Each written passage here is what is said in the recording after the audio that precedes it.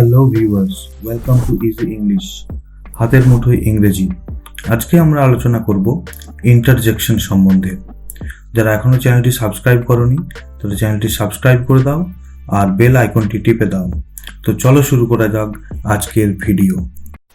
Interjection বা আবেগসূচক অব্যয়।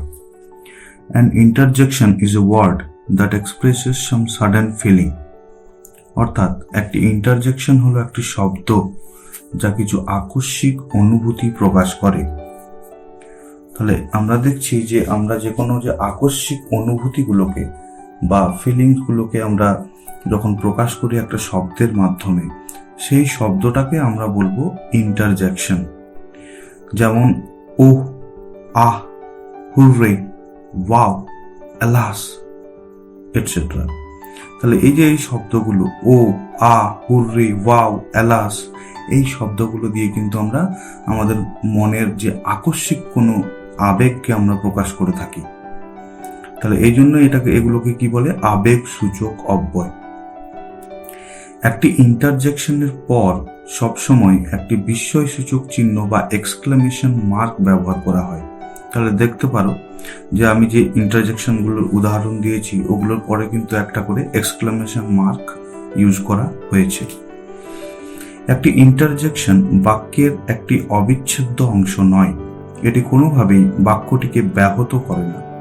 অর্থাৎ একটা ইন্টারজেকশন কিন্তু যদি আমি একটা বাক্যে ইউজ করি সেটা বাকি বাক্যটাকে তেমনভাবে কিন্তু প্রভাবিত করে না। অর্থাৎ যদি ওই ইন্টারজেকশনটাকে আমি বাক্যটা থেকে বাদ দিয়ে দিই তাহলেও কিন্তু বাক্যটা একটা সম্পূর্ণ মিনিং প্রকাশ করবে।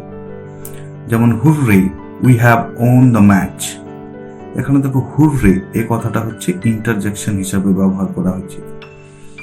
এবার এই হুররে কথাটাকে যদি আমি বাক্যটা থেকে বাদ দিয়ে দিই, শুধু যদি লিখি we have won the match, তাহলেও কিন্তু সেই যে মিনিংটা সেটা কিন্তু সম্পূর্ণভাবে প্রকাশ পাবে।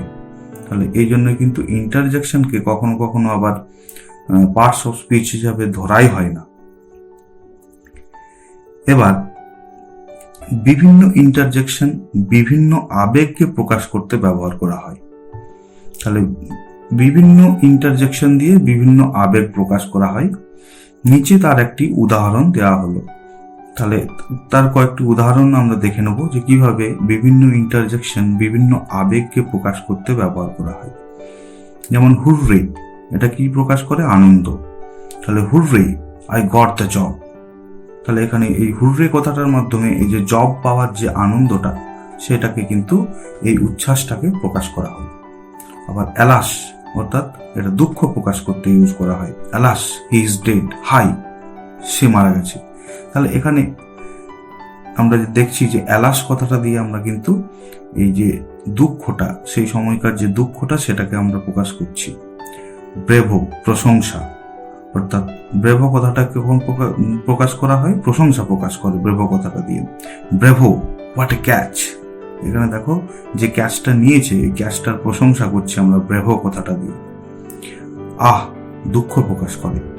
আহ, আই হ্যাভ ফেলড এগেন। এখানে দেখো আহ কথাটা দিয়ে আমি কিন্তু আমার দুঃখটা প্রকাশ করছি, ফেল করার যে দুঃখটা সেটা প্রকাশ করছি আহ কথাটা দিয়ে।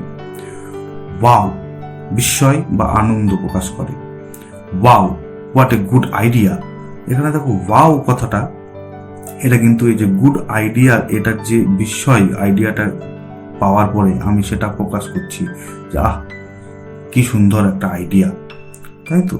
তাহলে এইভাবে বিভিন্ন ইন্টারজেকশন বিভিন্ন আবেগকে প্রকাশ করে।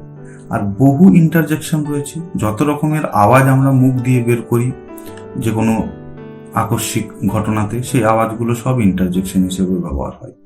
এছাড়াও বিভিন্ন সময় বিভিন্ন ফ্রেজ, বিভিন্ন পার্ট অফ স্পিচকে আমরা ইন্টারজেকশন হিসাবে ব্যবহার করি। তো সেগুলো পরে আরো বিশদে আলোচনা করা যাবে। এখন আপাতত ইন্টারজেকশন সম্বন্ধে একটা ছোট্ট ধারণা যে কোনগুলোকে আমি ইন্টারজেকশন বলবো সেগুলো যদি চিনতে পারি সেরকম একটা আলোচনা করা হলো।